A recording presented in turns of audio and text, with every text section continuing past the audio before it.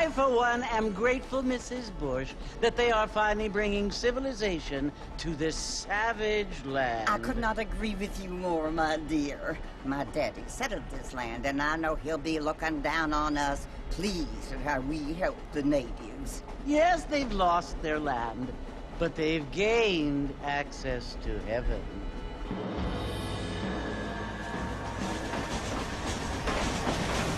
But Father, do you mean unless an innocent receives communion, they're destined to go to hell? That hardly seems fair. What I mean to say, Jenny, is that there is a great deal of difference between an innocent and a savage. I never thought of it that way. Yes, they lived like animals, but they're happier now.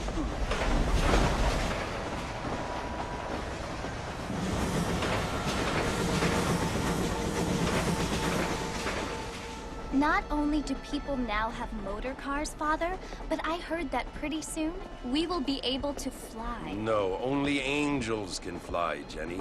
No, apparently people can fly. Didn't you hear? Out in Kansas, a man even got a car to fly. I hardly think so, Jenny.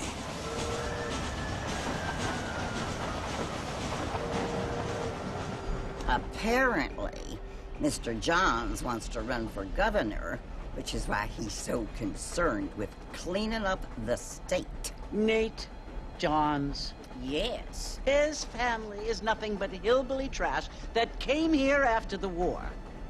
I don't want to be judgmental, but this state should not be ruled by such a disgusting family. A family without class. Apparently. The Johns family have made a lot of money, and he has a lot of friends in politics. Mrs. Bush, money isn't everything. There are many things that money cannot buy. It seems that money can buy voters, though.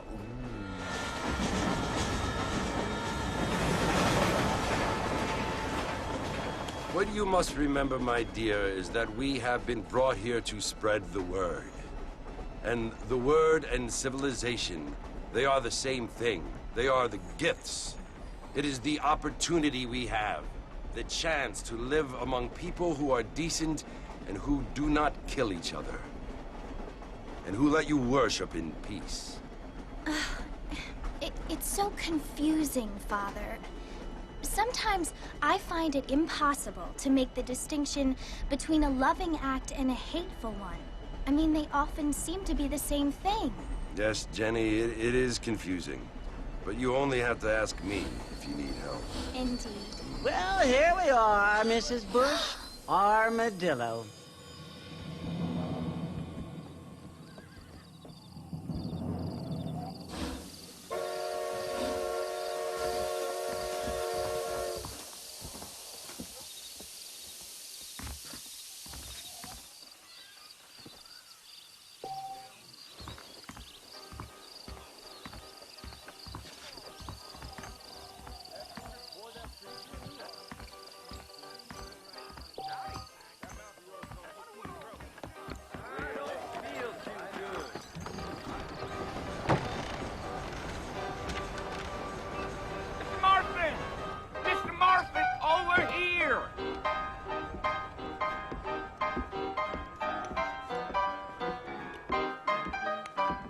You must be John Marston.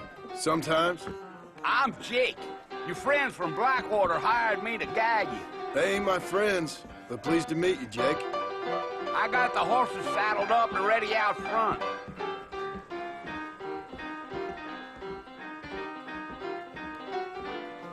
I'm gonna slap you so hard!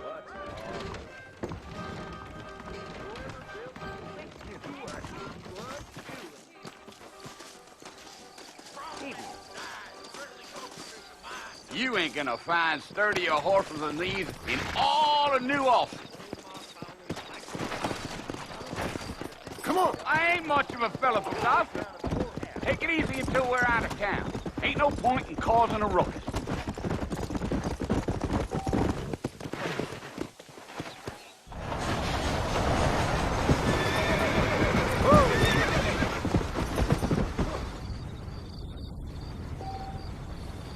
So it's Fort Mercy you want to visit?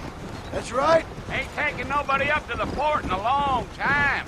Strange place for a decent fella to want to visit, if you don't mind me saying. Who said I was a decent fella? It's been abandoned for years now. Folks say it was built during the Mexican War. What kinds of soldiers around back then? Why'd they leave? Well, I ain't entirely sure.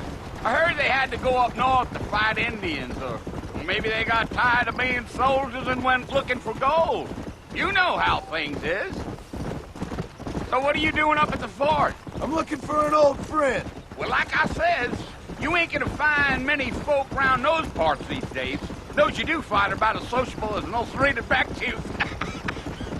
I mean, I ain't one to judge a man by the company he keeps, but... Well, he ain't been friends for a long time.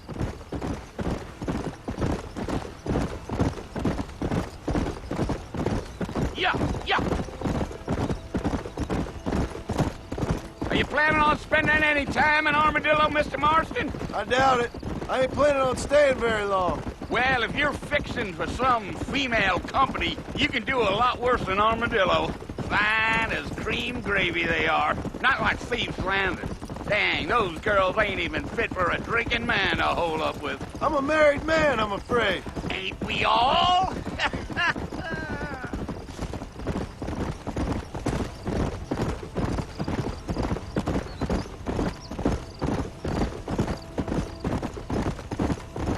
Yeah, so it was the marshal who hired me. Lee Johnson, do you know him? I think I heard his name. Says he got a telegram from some Blackwater big bugs asking for a guide. I guess it's none of my business. That's right.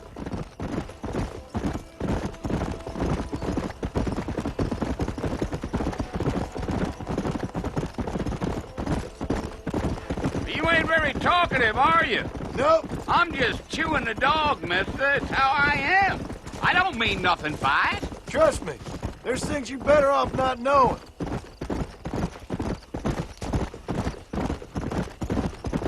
Damn coyotes. What a waste of good meat. Almost there, Mr. Marston. Just over this hill.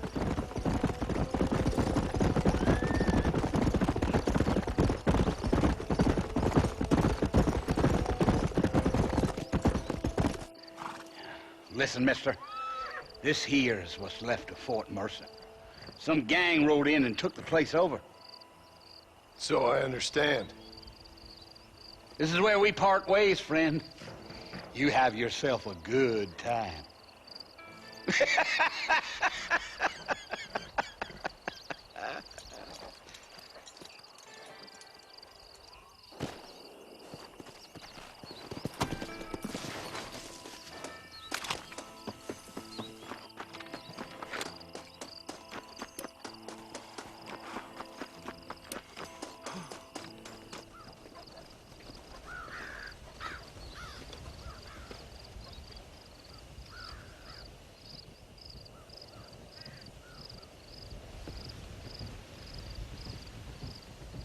Bill!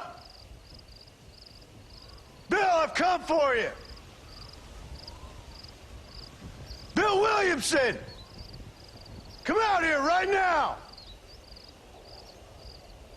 Go away now, John. Don't make me kill you. Nobody needs to kill anyone, Bill. You must think I was born yesterday. You always did think I was an idiot. That ain't fair, Bill. You were as my brother. I've come to try to save you. Oh. Do I look like I need saving? Bill, please. They want to kill us all. I can help you. Well, you never tried to save me before. You only seemed to save yourself. Bill, I implore you think about this. You implore me? You implore me. You always were one for fancy words. Oh. Well, things are different now, John. Now I'm in charge! No more Dutch! and no more you. Implores. I implores you to go back and tell them to send someone just a little bit more impressive next time. Well?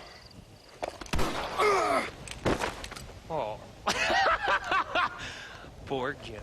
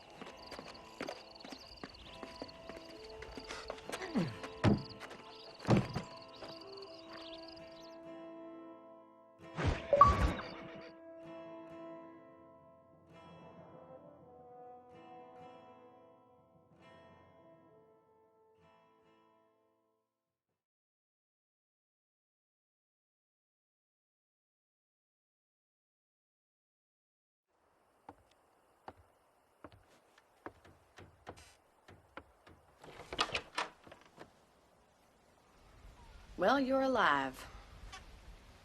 So it would seem. So, how do you feel? I don't know the polite word for it. I do. Stupid is the word we use around here. What were you doing? I was